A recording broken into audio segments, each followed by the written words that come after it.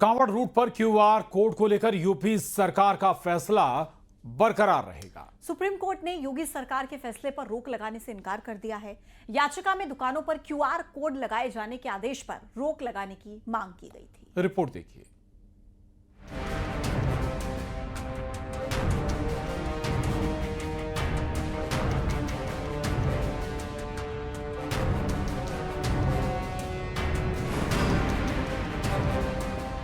Supreme court ने Kanwar root पर दुकानों और ढाबों में क्यूआर कोड लगाने के यूपी सरकार के आदेश को बरकरार रखा है। सुनवाई में सुप्रीम कोर्ट ने याचिकाकर्ताओं को कोई राहत नहीं दी और कहा कि सभी होटल और ढाबा मालिकों को वैधानिक नियमों के तहत लाइसेंस और रजिस्ट्रेशन सर्टिफिकेट दिखाना होगा। दोनों पक्ष को सुनने के बाद माननीय सर्वोच्च न्यायालय ने स्पष्ट शब्दों में कहा कि जो रजिस्ट्रेशन सर्टिफिकेट और जो लाइसेंस सरकार की तरफ से दिया गया है उस पर जितने भी कंटेंट्स हैं वो सारे ढाबा के मालिकों को और दुकान के मालिकों को एक डिस्प्ले करना होगा, उनको प्रदर्शित करना होगा अपने दुकान के। डिप्टी सीएम ब्रजेश पाठक का कहना है कि दुकानों पर क्यूआर कोड लगाने के मामले में अब सुप्रीम कोर्ट ने भी अपनी मोहर लगा दी है। बार कोड लगाने के निर्देश पहले ही जारी हो चुके हैं। माननीय सर्वोच्च न्यायालय ने अपने आदेश में उस पर मोहर लगा दी है और सबकी को आवश्यक है कि बारकोड के माध्यम से अपनी पहचान को स्पष्ट करें और जिस व्यक्ति को आवश्यक समझे उसको स्कैन करके देख सकें। वहीं डिप्टी सीएम केशव प्रसाद मौर्य का कहना है कि सुप्रीम कोर्ट के फैसले का स्वागत है। सुप्रीम कोर्ट ने यूपी सरकार के फैसले को सही ठहराया है। माननीय सर्वोच्च न्यायालय का जो आदेश है उसका स्वागत है और ये लगातार जो खबरें आ रही थी कि जो कांवड़ यात्री सहित कोई भी तीर्थ यात्री उस रास्ते से जाते हैं वहाँ पर कहीं न कहीं कोई गड़बड़ी पाई जाती थी, तो आज माननीय सर्वोच्च अदालत के आदेश के बाद इसमें सरकार का जो फैसला था उसे सही ठहराया है और हम इसका स्वागत करते हैं। सुप्रीम कोर्ट में दायर याचिका में दुकानों में क्यूआर कोड पर रोक की मांग की गई थी, जिसे सुप्रीम कोर्ट ने खारिज कर दिया। 8 जुलाई से ढाबों और रेस्टोरेंट पर क्यूआर कोड लगाए जा रहे हैं। Bureau report, news 18, Uttar Pradesh, Uttarakhand. हर हर महादेव के जय घोष के साथ कांवड़ यात्रा पूरे उत्साह से निकाली जा रही है। पूरा देश कांवड़ियों के साथ शिव भक्ति में रम गया है। कहीं कांवड़ियों पर आसमान से फूल बरसाए जा रहे हैं तो कहीं बुलडोजर से शिव भक्तों का स्वागत हो रहा है।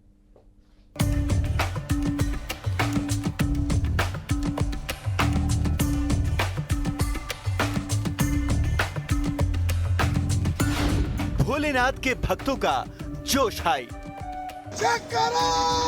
वीर बजरंगा शंकर भगवान की बम बम भोले की जयकारों की गूंज। कांवड़ियों पर पुष्प वर्षा।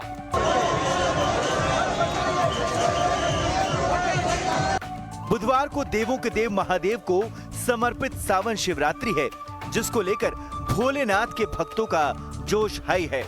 दिल्ली में मुख्यमंत्री रेखा गुप्ता ने महिला कांवड़ियों का जोरदार स्वागत किया। कांवड़ियों पर फूल बरसाए गए। सीएम रेखा गुप्ता ने तिलक लगाकर कांवड़ियों के पैर छूकर आशीर्वाद लिया और कहा कि दिल्ली पहुंच रहे भक्तों की सेवा में कोई कसर नहीं छोड़ेंगे। दिक्कतें होती हैं, सफाई नहीं हो पाती है, कर्मचारी नहीं मिलते, शौचालय नहीं मिलते, पानी के टैंकर नहीं मिलते हैं, सुरक्षा नहीं मिल पाती है, लाइट की व्यवस्था, हर प्रकार से कांवड़ समितियां परेशानी में थी। यहाँ तक कि उन्होंने बताया कि कैसे पिछले 3-4 साल के कांवड़ आयोजनों के बिल भी पेंडिंग है, पिछली सरकारों ने उनकी पेमेंट नहीं दी। इस प्रकार की हालत देखते हुए हमने अपनी कैबिनेट में ये निर्णय लिया कि इस बार जरा सी भी दिक्कत हम किसी भी कांवड़ समिति को आने नहीं देंगे। उधर बारिश भी शिव भक्तों के उत्साह को कम नहीं कर पाई। दिल्ली में बारिश के दौरान भी कांवड़ यात्रा में श्रद्धालु शिवालय पहुंचे। ये तस्वीरें आप देख रहे हैं शास्त्री पार्क के पास की, जहां से आप देखें कि भोले के भक्त आपको शिव कांवड़ यात्रा लेकर जाते हुए नजर आ रहे होंगे। यहाँ पर देखिए अलग अलग तरीके से भोले के भक्त जो हैं वो अभी नजर आ रहे हैं और बारिश के बीच ये आस्था और शिव भक्ति का एक अनोखा रूप आप देख रहे होंगे कि जब भगवान की आराधना के लिए ये भोले के भक्त कांवड़ यात्रा लेकर निकलते हैं तो चाहे बारिश हो या तूफान हो, लेकिन आस्था में कहीं कोई कमी नहीं आती। निरंतर ये जो यात्रा है वो चलती हुई आपको नजर आ रही होगी। कहाँ से आ रहे हैं भैया आप? हरिद्वार। हरिद्वार से कहाँ जा रहे हैं? दिल्ली मैडम। दिल्ली। और क्या मन्नत से लेकर जा रहे कांवड़ यात्रा? मैम अच्छा है मैम। क्या कह रहे हो? अच्छा। क्या क्या क्या मांगा है भोलेनाथ से? मांगे तो बस क्या मांगा, कुछ मांगा कुछ भी नहीं। बारिश हो रही, बारिश में भी आप लोग चल रहे हैं? बारिश में भी चल रहा है, अब जाना तो है ही है दिल्ली, अब क्या करें। वैसे तिलक नगर जाना तो कल सुबह तक तो यहाँ पर तो जाना है। और आप देखिए तो यहाँ पर और भी लोग हैं। आप कहाँ से आ रहे हो? कहाँ से आ रहे हैं? दिल्ली से। दिल्ली से आ रहे हैं? अभी तो हरिद्वार से आ रहे हैं। अच्छा, क्या मांगा भोले बाबा से? जो है मन में है। मन में है तो मन में है और ये आस्था है। तो आप देखें बारिश के बीच भी शिव भक्तों की आस्था में कहीं कोई कमी नजर नहीं आ रही। वहीं अयोध्या में कांवड़ियों का स्वागत फूलों से किया गया। अयोध्या प्रशासन ने हेलीकॉप्टर से पुष्प वर्षा की। कांवड़ यात्रा रूट कांवड़ियों के रंग में रंगा हुआ है। मेरठ में कांवड़ियों के स्वागत का अनोखा अंदाज देखने को मिला। मेरठ में बुलडोजर पर चढ़कर लोगों ने शिव भक्तों पर पुष्प वर्षा की। अनोखे अंदाज में स्वागत देखकर शिव भक्तों ने भी योगी योगी के नारे लगाए। पुष्प वर्षा का अनोखा अंदाज देखकर माहौल भक्तिमय हो गया। कांवड़ यात्रा के दौरान ऑपरेशन सिंदूर की झलक भी दिखाई दी। श्रद्धालु कांवड़ पर ऑपरेशन सिंदूर का पोस्टर लगाकर कांवड़ लेकर आए और काफी खुश भी दिखे।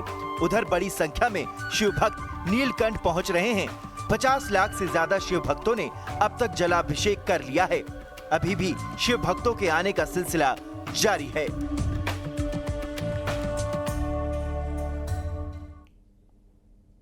और भोपाल में मोहन कैबिनेट ने कई बड़े प्रस्तावों पर मुहर लगाई है। किसानों को समय पर खाद मिले, इसको लेकर सीएम ने सभी मंत्रियों को निर्देश दिए और साथ ही नकली खाद पर सख्त कार्रवाई करने के भी निर्देश दिए। एमपी में डेटा सेंटर बनाने के प्रस्ताव को कैबिनेट ने मंजूर कर लिया है। डेटा सेंटर से सरकार के सभी विभागों को जोड़ा जाएगा। कैबिनेट ने गांधी सागर बांध से जुड़े पावर प्लांट के अपग्रेडेशन के प्रस्ताव को भी मंजूर कर लिया है। अपग्रेडेशन पर 464 करोड़ रुपए खर्च होंगे। इसके लिए 30% राशि राज्य सरकार देगी, बाकी लोन लिया जाएगा। कैबिनेट ने विक्रम यूनिवर्सिटी के नाम बदलने के प्रस्ताव को भी मंजूरी दे दी है। सम्राट विक्रमादित्य विश्वविद्यालय नाम को लेकर सरकार विधानसभा विधेयक पेश करेगी।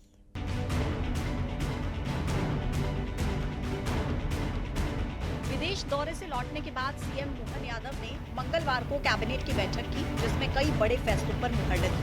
उन्होंने बताया कि विधानसभा के मॉनसून सत्र में पेश होने वाले अनुपूरक बजट और वित्त विधेयकों पर चर्चा की।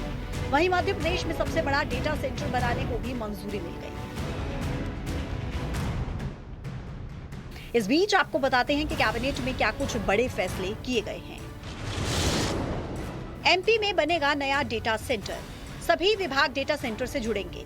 गांधी सागर पावर प्लांट होगा अपग्रेड, 30% राशि राज्य सरकार देगी। विक्रम विश्वविद्यालय का बदलेगा नाम। कि लिए सभी माननीय मंत्रियों को निर्देश दिए हैं कि अपने अपने प्रभार के जिलों में, अब चूंकि बोनी तो हो गई है और बोनी में भी ऐसी कोई किसानों को परेशानी बिल्कुल नहीं आई। उनको समय पर खाद उर्वरक मिलता रहा और अभी भी अब वापस दूसरी बार लगेगा। तो सभी माननीय मंत्रीगण इस बात का विशेष ध्यान रखें कि किसानों को समय पर खाद मिले, ब्लैक नहीं हो। तो माननीय मुख्यमंत्री जी ने अभी इस यात्रा के दौरान डाटा सेंटर्स में भी विजिट किया और एक अच्छी तकनीकी का डाटा सेंटर मध्य प्रदेश में कैसे बने, और अभी इसमें लगातार तकनीकी का विकास हो रहा है। तो मुझे कहते हुए गर्व है कि अभी सरकार ने सांख्यिकी समृद्धि के लिए डेटा सेंटर को फोकस करके एक विश्वसनीय, एक जवाबदार डेटा सेंटर हम बना रहे हैं और शायद वो देश के अच्छे डेटा सेंटर में से एक। कैबिनेट की बैठक में विक्रम यूनिवर्सिटी के नाम बदलने के प्रस्ताव को भी मंजूरी दे दी गई है। सम्राट विक्रमादित्य विश्वविद्यालय नाम को लेकर सरकार विधानसभा विधेयक पेश करेगी। शैलेंद्र सिंह, न्यूज़ 18 भोपाल।